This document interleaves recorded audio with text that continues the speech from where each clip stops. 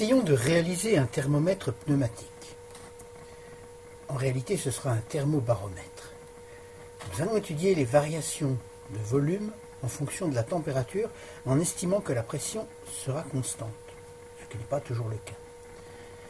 La première idée consiste à chercher à mesurer la variation de diamètre d'un ballon de baudruche en fonction de la température. En mesurant l'angle d'un index, nous aurons une information sur le diamètre de ce dernier. Seulement, une simple simulation théorique nous montre que cette variation de diamètre reste très faible dans un domaine raisonnable de température.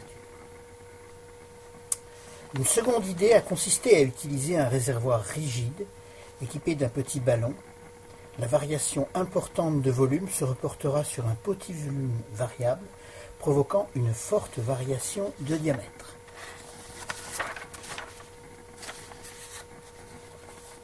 Le réservoir est constitué d'une bouteille de 75 centilitres et donc un petit ballon est fixé à son extrémité.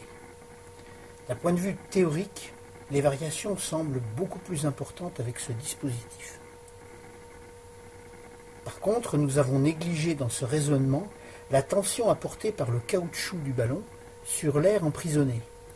Cette tension devrait croître en fonction du niveau du gonflage et donc limiter la déformation du ballon.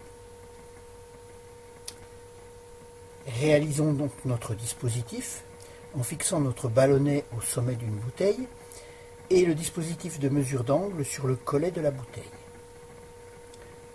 En chauffant par l'extérieur cette bouteille, nous pouvons vérifier visuellement que le gonflage s'effectue. En attendant un temps suffisant pour permettre la stabilisation et en mesurant avec un thermomètre étalonné la température, nous pouvons ajouter les points expérimentaux que nous avons constatés.